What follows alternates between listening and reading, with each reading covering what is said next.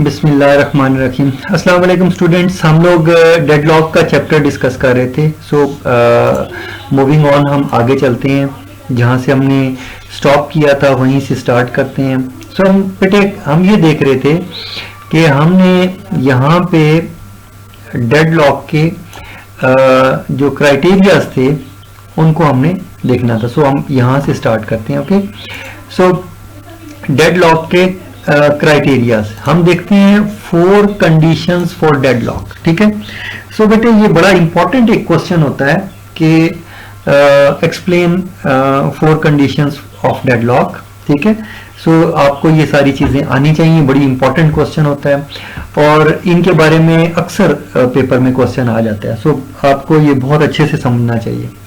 Okay बेटे, deadlock कब होगा, किन कंडीशन में हम कहेंगे कि डेडलॉक का चांसेस बढ़ गए। बेटे पहली कंडीशन है म्यूचुअल एक्सक्लूजन। म्यूचुअल एक्सक्लूजन से मुराद ये होती है, हमने ऑलरेडी बेटे ये पढ़ा हुआ है, मैं रिपीट कर रहा हूं उसको। ये है कि अगर किसी 2 प्रोसेसेस ने या 2 से ज्यादा प्रोसेसेस ने एक रिसोर्स को एक्सेस करना है तो वो क्या करेंगे, वो 1 एट ए टाइम करेंगे। एक प्रोसेस एक वक्त में रिसोर्स को एक्सेस करेगा। अगर इस तरीके से प्रोसेसेस काम कर रहे हैं तो हम कहेंगे कि म्यूचुअल एक्सक्लूजन है या म्यूटेक्स है। ठीक है, अगर म्यूचुअल एक्सक्लूजन होगी तो क्या होगा, डेडलॉक होने का चांस कम हो जाएगा। ठीक है, और अगर म्यूचुअल एक्सक्लूजन ऑपरेटिंग सिस्टम के अंदर ऐसे प्रोग्राम्स हैं जो म्यूचुअल एक्सक्लूजन नहीं देते तो देन यकीनन अगर आप ऑपरेटिंग सिस्टम ये अलाउ कर रहा है कि किसी रिसोर्स को एक से ज्यादा प्रोसेस एक वक्त में एक्सेस कर सकते हैं, अगर शेयरिंग करवा रहा है तो म्यूचुअल एक्सक्लूजन नहीं लगाता तो फिर क्या होगा, फिर वहां पे डेडलॉक का चांस बन जाएगा। अगर 2 प्रोसेसेस ने एक वक्त में एक रिसोर्स को एक्सेस कर लिया तो वो ब्रिज वाली एग्जांपल आपको जो मैंने बताई थी वो वाली सिचुएशन हो जाएगी और क्या होगा, डेडलॉक क्रिएट हो जाएगा। ठीक है, और उसको फिर हमें डेडलॉक में से रिकवरी करनी पड़ेगी। ओके, नाउ नेक्स्ट चीज बेटे, सेकेंड पॉइंट है आपका hold and wait. Hold and wait क्या चीज है कि कुछ जैसे ऊपर आप देखेंगे रिसोर्स एलोकेशन ग्राफ के अंदर मैंने आपको ये बताया था कि प्रोसेस क्या कर रहे थे, प्रोसेस ने कुछ रिसोर्सेज को होल्ड किया हुआ था और कुछ के लिए वेट कर रहे थे। तो अगर प्रोसेस ने कुछ रिसोर्सेज को होल्ड किया हुआ है और किसी दूसरे रिसोर्स का वेट कर रहा है जो कि किसी और प्रोसेस ने ऑक्यूपाई किया हुआ है, तो ऐसी सूरत में जब होल्ड एंड वेट की सिचुएशन होती है तो चांसेस होते हैं डेडलॉक के। अगर होल्ड एंड वेट की सिचुएशन ना हो तो डेडलॉक भी नहीं होगा। ठीक है, अगर होल्ड एंड वेट की सिचुएशन कम से कम हो तो डेडलॉक के चांसेस को मिनिमाइज किया जा सकता है। ओके, नेक्स्ट चीज, और अगर होल्ड एंड वेट होगा तो डेडलॉक का चांस भी होगा यकीनन। ठीक है, ओके, थर्ड नंबर पे आ जाते हैं। थर्ड नंबर है नो प्रीएम्पशन। नो प्रीएम्पशन से मुराद ये है कि लास्ट टाइम ब्रिज के केस में मैंने आपको प्रीएम्पशन की बात बताई थी। मैंने आपको बताया था कि किस तरह से होगा। नो प्रीएम्पशन का मतलब ये है कि एक प्रोसेस के पास एक रिसोर्स है तो वो रिसोर्स अगर रिलीज करेगा तो वो वॉलंटियरली रिलीज करेगा, खुद रिलीज करेगा, उससे छीनी नहीं जाएगी। ठीक है, अगर प्रोसेस, लेकिन उस सूरत में फिर होल्ड एंड वेट की सिचुएशन में अगर नो प्रीएम्पशन होगी तो क्या होगा, डेडलॉक हो जाएगा। ठीक है, अगर वहां पे ब्रिज के केस में अगर प्रीएम्पशन अलाउड ना होती तो क्या होता, डेडलॉक हो जाता। ठीक है, तो याद रखिएगा कि रिसोर्स लेने की या छीनने की इजाजत अगर ऑपरेटिंग सिस्टम में नहीं होती, यानी ऐसा प्रोग्राम नहीं होता कि रिसोर्स को प्रीएम्प्ट ना किया जा सके, तो आप के लिए डिफिकल्टीज हो जाती हैं। इसी तरह आपका नेक्स्ट चीज मैंने आपको बताई थी प्रोसेस टर्मिनेशन। प्रोसेस टर्मिनेशन बेटे इस तरह होता है, कई दफा आप देखते हैं कि आप अपने कंप्यूटर में काम कर रहे होते हैं तो आपका प्रोग्राम जो होता है हाल्ट हो जाता है। ठीक है, तो अब आप क्या करते हैं, अब आप टास्क मैनेजर में जाते हैं, उस प्रोग्राम को सिलेक्ट करते हैं और उसको टर्मिनेट कर देते हैं, उसको एंड टास्क कर देते हैं। आप देखिए, या कंट्रोल ऑल डेल प्रेस करके टास्क मैनेजर में जाते हैं और एंड टास्क कर देते हैं प्रोग्राम को। बेटे अगर आप एंड टास्क नहीं करेंगे क्विकली तो क्या होगा, आपका पूरा ऑपरेटिंग सिस्टम हॉल्ट हो जाएगा। ठीक है, याद रखिएगा कि यानी आपके पास ऑपरेटिंग सिस्टम नॉर्मली प्रीएम्पशन की जो है आपको सहूलत देता है और ये यूजर को देता है। ऑपरेटिंग सिस्टम जो है खुद प्रोसेसेस को नॉर्मली टर्मिनेट नहीं करता, सो ये डिपेंड करता है, लेकिन प्रोग्राम अमूमन होता है आपका ऑपरेटिंग सिस्टम के अंदर। ओके बेटे, फोर्थ कंडीशन हमारी है सर्कुलर वेट। सर्कुलर वेट से मुराद क्या है, इसको देखते हैं। देखो बेटे, हमारे पास बहुत सारे प्रोसेसेस हैं। फर्ज करो P0 है, P1 है, Pn है, ठीक है, बहुत सारे प्रोसेस हैं। अब इन सब प्रोसेसेस को, ये सेट ऑफ प्रोसेस है हमारे पास, ये वाला, ठीक है। और इस सेट ऑफ प्रोसेस को हम क्या करते हैं, हम कहते हैं कि जो ये जो P0 है, ये क्या करता है, ये P1 के लिए ये इससे कुछ रिसोर्सेज होल्ड किए हुए और P1 का वेट कर रहा है, ठीक है। इसी तरह P1 जो है वो P2 का वेट कर रहा है, P2 जो है P3 का वेट कर रहा है, एंड सो ऑन। और P ऑफ n-1 जो है P ऑफ n का वेट कर रहा है, ठीक है। इसी तरह ये जो P ऑफ n है, ये P ऑफ नॉट का वेट कर रहा है कि ये रिसोर्स खाली करे तो ये एग्जीक्यूट करे। अब देखें यहां से किस तरह से चल रहा है। अगर मैं इसको आपको दिखाना चाहूं तो ये इस तरह से कि यहां से एरो इस तरफ आपका लगेगा ऐसे, एंड ये ऐसे, ठीक है, और ये ऐसे एग्जीक्यूशन हमारी हो रही है, और आखिर में यहां से वापस ये इसका इंतजार कर रहा है। सो देखिए यहाँ ये एक सर्कल चल रहा है। ये जो साइकिल है ये ब्रेक नहीं हो सकती। सो अगर प्रोसेस होल्ड एंड वेट की सिचुएशन में इस तरह से पड़े हुए हैं और ये सर्कुलर वेट है, ठीक है। सो अगर सारे के सारे प्रोसेस जितने भी रेडी क्यू के अंदर पड़े हुए हैं, अगर सारे प्रोसेस एक दूसरे का वेट कर रहे हैं, then it is called circular waiting, then it is definitely a deadlock, ठीक है। और इसको अवॉइड नहीं किया जा सकता, इसको आपको कोई ना कोई प्रोसेस को किल करना पड़ेगा, तभी ये काम आपका हल होगा, ठीक है। ओके, क्लियर हो गया आपको। सो ये बेटे 4 कंडीशंस थी। These 4 conditions are very very important, ठीक है। नाउ आगे चलते हैं।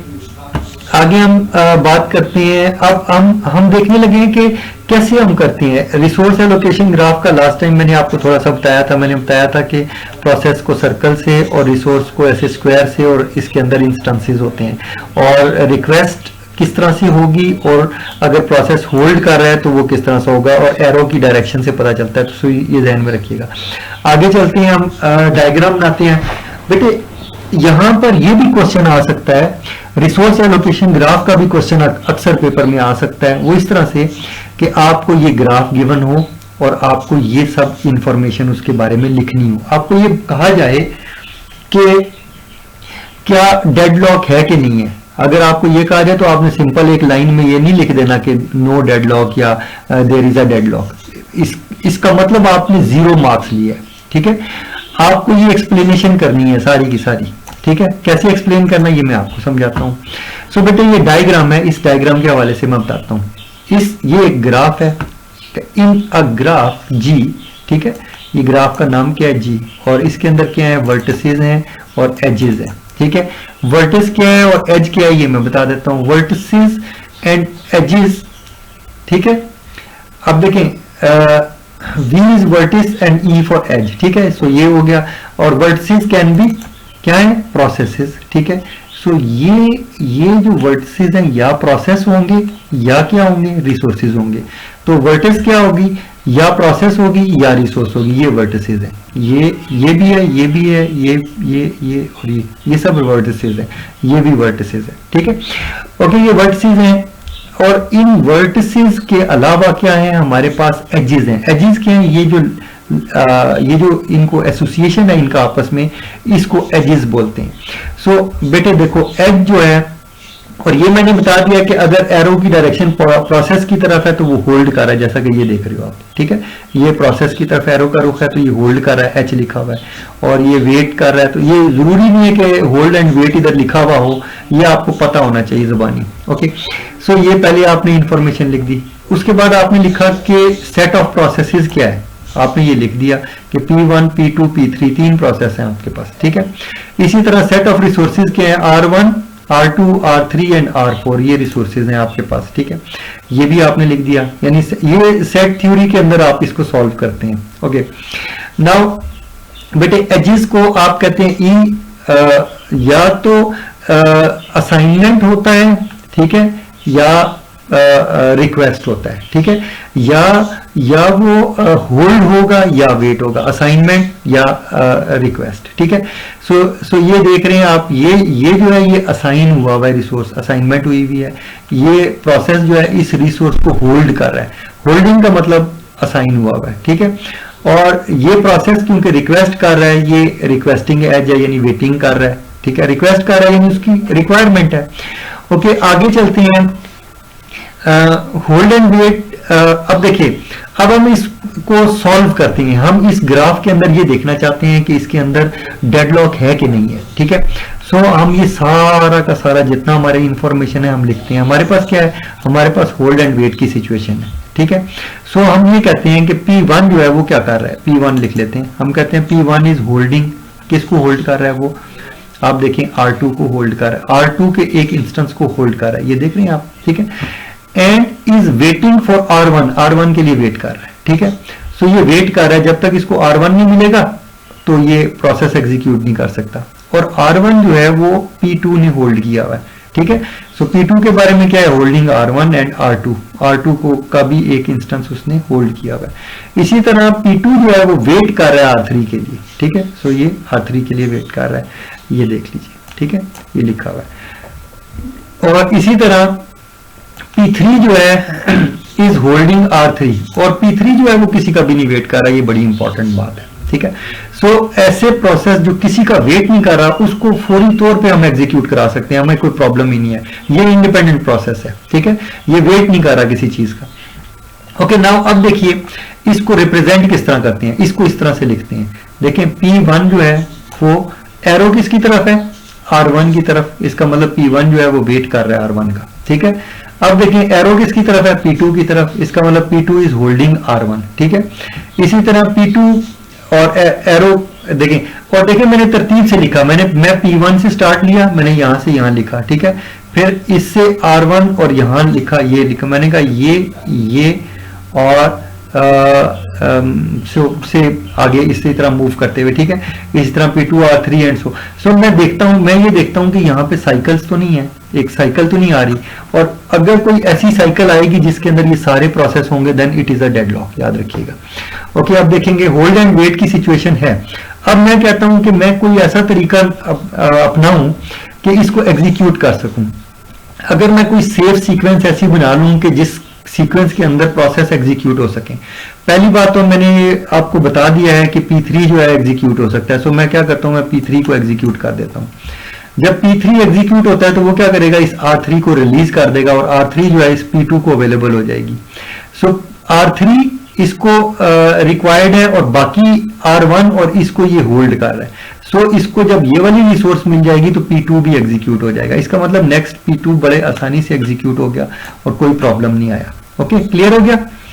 सो जब ये P2 एग्जीक्यूट हो गया तो इसने ये रिसोर्स होल्ड की हुई थी, इसने ये रिसोर्स भी रिलीज कर दी और ये रिसोर्स भी रिलीज कर दी। अब क्या होगा, P1 को R1 चाहिए था और ये तो उसके पास ऑलरेडी है। सो P1 को जब ये वाली रिसोर्स मिली, ये भी एग्जीक्यूट हो सकता है। सो इसका मतलब ये है कि अगर मैं पहले P3 को एग्जीक्यूट कराऊं, फिर P2 को और फिर P1 को एग्जीक्यूट कराऊं, तो मैं ये एक सेफ सीक्वेंस है, इसके अंदर प्रोसेस एग्जीक्यूट हो सकते हैं। तो इसका मतलब ये है कि मैं डेडलॉक को अवॉइड कर सकता हूं, तो देयर इज नो डेडलॉक, ठीक है। सो मैं ये ऐसा कर सकता हूं, ठीक है। अगर मैं P1 को, प्रॉब्लम क्या हुई थी, प्रॉब्लम ये हुई थी कि P1 की बारी थी और P1 एग्जीक्यूट नहीं हो पा रहा। आपके सामने है कि ये वेट कर रहा है किसी चीज का, सो ये नहीं एग्जीक्यूट हो सकता। तो हमने एक सेफ सीक्वेंस फाइंड की है जिसके जरिए से प्रोसेस एग्जीक्यूट किए जा सकते हैं। अगर हम कोई ऐसी सेफ सीक्वेंस फाइंड करने में कामयाब हो जाएं जिससे ये सारे प्रोसेस एग्जीक्यूट हो जाएं, तो इसका मतलब ये है कि जो सिस्टम है वो सेफ स्टेट के अंदर है और वो प्रोसेस जो है एग्जीक्यूट हो सकते हैं and there is no deadlock, ठीक है। सो ये आपने इस क्वेश्चन को सॉल्व कर दिया। अब हम ये दूसरे क्वेश्चन को सॉल्व करते हैं। हमारे पास एक और क्वेश्चन है, देखिए ये इसी टाइप का, यही वाली चीज है, बस इसमें फर्क ये है कि इसके अंदर ये जो P3 है इसके अंदर एरो लगा के ये इसकी वेटिंग में पड़ गया। अब हम देखते हैं, अब हम साइकिल्स बनाते हैं। अब हम देखते हैं कि साइकिल जो 1 है वो क्या है, वो क्या कर रही है। P1 जो है वो R1, P1 जो है वो किसका वेट कर रहा है, R1 का, ठीक है। और P2 जो है वो क्या कर रहा है, R1 को होल्ड किया हुआ है किसने, P2 ने, ठीक है। और जो P2 है वो क्या कर रहा है, वो आपका रिसोर्स R3 का वेट कर रहा है, ठीक है। इसने ये रिसोर्स होल्ड किया और ये वेट, सो मैं ऐसे ऐसे और ऐसे चल रहा हूं, ठीक है। एंड देन यहां पे आने के बाद मैं देख रहा हूं कि R3 जो है उसको P3 ने होल्ड किया है, सो P2 को नहीं मिल सकता वो, ठीक है।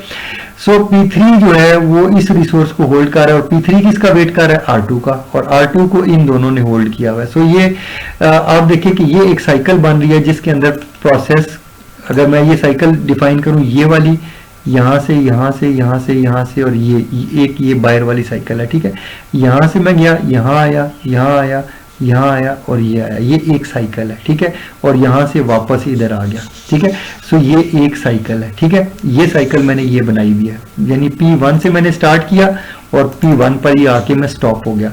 सो इसके अंदर कितने हैं, यानी P1 जो है वो P2 का वेट कर रहा है और P2 जो है वो किसका वेट कर रहा है, P3 का, और P3 किसका वेट कर रहा है, P1 का। This is called circular wait and it is definitely a deadlock, आपको पता है, मैं पहले भी बता चुका हूं, ठीक है। ओके, अगर कोई और साइकिल मैं फाइंड करना चाहता हूं तो आपको साइकिल सारी फाइंड करनी होती है। दूसरी साइकिल क्या है कि P1 से चलें, P2 से एक साइकिल बनी हुई है, P2 से R3 पे गए, यहाँ पे आए और ये देखें, ये एक साइकिल यहाँ पे बन रही है और एक साइकिल ये बन रही है, यानी इन सारे जो ये बड़ी वाली साइकिल है, साइकिल 1 जो है, इसके अंदर बेटे ये सारे तीनों प्रोसेसेस आ गए हैं और ये सर्कुलर वेट है। सो इट्स अ डेडलॉक, ठीक है। सो इसको सॉल्व करने का मेथड मैंने बताया, ये तरीका है, इसी तरीके से इसको भी आपने सॉल्व करना है और साइकिल्स डिफाइन करना है। यहाँ मैंने शॉर्ट करके सॉल्व किया है, सो आपने शॉर्टकट नहीं लगाना, यहाँ इसको प्रॉपरली सॉल्व करना है अगर पेपर में क्वेश्चन आता है।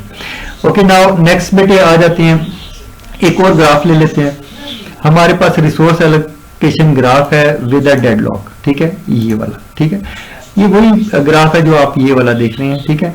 सो इसमें देखते हैं कि ये डेडलॉक से कैसे निकल सकता है, ठीक है। इसको मैं डेडलॉक से निकालना चाहता हूं। If graph contains no cycle, अगर उसके अंदर साइकिल नहीं है तो देयर इज नो डेडलॉक, यही बात बोली है आपको मैंने। If graph contains a cycle, अगर उसके अंदर साइकिल्स हों, देखिए यहाँ पे 2 साइकिल्स मैंने निकाले थे।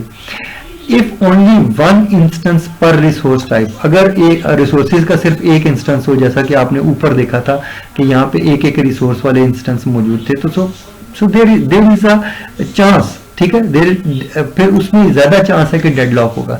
इसमें ये मल्टीपल इंस्टेंस वाली एक रिसोर्स थी, लेकिन सिंगल इंस्टेंस वाली 2 थी और ये भी मल्टीपल इंस्टेंस है। ओके, इफ सेवरल इंस्टेंसेस, अगर ज्यादा इंस्टेंसेस पर रिसोर्स टाइप हों तो देन क्या होगा, there is a possibility of deadlock, then chance है कि डेडलॉक हो, ठीक है। अगर साइकिल्स हों और सिंगल इंस्टेंस हो तो फिर प्रॉब्लम होता है, फिर बड़ा मुश्किल हो जाता है डेडलॉक में से निकालना, ठीक है।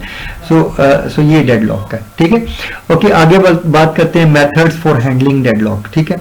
डेडलॉक ये मैं ऊपर आपको पहले ही बता चुका हूं, ठीक है। सो क्या चीज होनी चाहिए, क्या नहीं होना चाहिए, ठीक है। चलें इसको रिपीट कर लेते हैं। मैं कहता हूं इंश्योर दैट मैं श्योरिटी करना चाहता हूं कि डेडलॉक में जाए ही ना मेरा ऑपरेटिंग सिस्टम, तो मुझे क्या करना पड़ेगा, मुझे डेडलॉक प्रिवेंशन का एल्गोरिदम लिखना पड़ेगा जो क्या करे, जो इन 4 कंडीशन के मुताबिक ध्यान रखे कि म्यूचुअल एक्सक्लूजन हो, होल्ड एंड वेट की सिचुएशन कम से कम हो और प्रीएम्पशन भी अलाउड होनी चाहिए और सर्कुलर वेटिंग जो है वो कभी भी ना हो, ठीक है। तो क्या होगा कि डेडलॉक प्रिवेंट हो जाएगा, ठीक है, यानी डेडलॉक के चांसेस कम हो जाएंगे। और अगर मैं अवॉइड करना चाहता हूं डेडलॉक को तो मैं बैंकर्स एंड सेफ्टी एल्गोरिदम को यूज कर लूंगा ताकि डेडलॉक हो ही ना, अवॉइड हो जाए, ठीक है। तो ये एल्गोरिदम क्या करता है, ये डेटा की बेस पे फैसला करता है कि कौन से प्रोसेस को पहले एग्जीक्यूट करें, तो फिर वो डेडलॉक का चांस कम हो जाता है, ठीक है।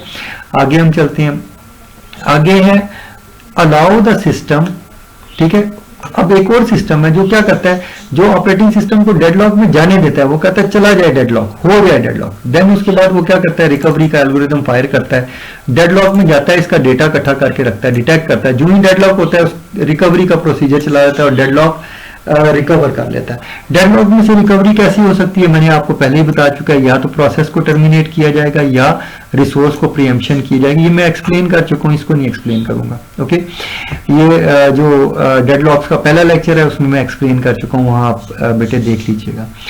Okay, ignore the problem and और एक ऐसा ऑपरेटिंग सिस्टम होगा जो क्या करता है, वो कहता है नहीं भाई डेडलॉक का चांस ही कोई नहीं है, दफा करो इसको, ठीक है। सो वो सपोज कर लेता है कि डेडलॉक का कोई चांस नहीं है और प्रिटेंड करता है कि डेडलॉक होगा ही नहीं, ठीक है। और ये काम कौन करता है, ज्यादातर बेटे ऑपरेटिंग सिस्टम यही काम करते हैं। वो कहते हैं कि ठीक है भाई, क्योंकि अगर डेडलॉक का डेटा इकट्ठा करने बैठ जाए तो बेटे वो सीपीयू का डेटा इकट्ठा करना बहुत मुश्किल है और उससे क्या होगा, ऑपरेटिंग सिस्टम स्लो हो जाएगा। सो बहुत सारे ऑपरेटिंग सिस्टम क्या करते हैं, वो इसको एक्सक्लूड कर देते हैं। सो बेटे ये जो डेडलॉक के जो प्रोग्राम होते हैं ना, ये यूजर से रिलेटेड होती हैं। यूजर अगर किसी टास्क को एंड करना चाहे यानी प्रोसेस को टर्मिनेट करना चाहे तो कर सकता है, ये उसको अलाउड होता है। अगर रिसोर्स को प्रीएम्प्ट करना चाहे तो ये भी वो कर लेता है, ठीक है। ये यूजर को ऑपरेटिंग सिस्टम ये जो प्रोग्राम है ये यूजर के हवाले करता है, कहता है यूजर खुद ये काम करे, वो नहीं करता। ऑपरेटिंग सिस्टम खुद इसमें डिसीजन नहीं लेता। ओके, नेक्स्ट आगे चलते हैं बेटे। डेडलॉक को कैसे प्रिवेंट किया जा सकता है, ये सिचुएशंस मैं ऑलरेडी डिस्कस कर चुका हूं, नहीं करूंगा, इसको देख लेना, इसको पढ़ लेना, ठीक है।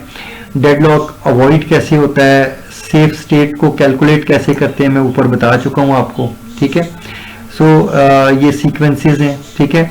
और यहाँ पे मैंने आपको लाइन ड्रॉ कर दी है कि अगर ऑपरेटिंग सिस्टम सेफ स्टेट में है there is no chance of deadlock, और अगर अनसेफ स्टेट में है there is a chance of deadlock. So कब अनसेफ होगा कब नहीं होगा ये आपको ऊपर मालूम है। सेफ सीक्वेंस अगर होगी तो सेफ स्टेट में है और प्रोसेस एग्जीक्यूट हो जाएंगे और there is no chance of deadlock. और अगर डेडलॉक हो जाएगा तो फिर हमें यकीनन उसमें से रिकवरी करनी पड़ेगी। ओके, आगे चलते हैं। ये आगे एग्जांपल्स हैं कुछ जिनको हम इंशाल्लाह नेक्स्ट लेक्चर के अंदर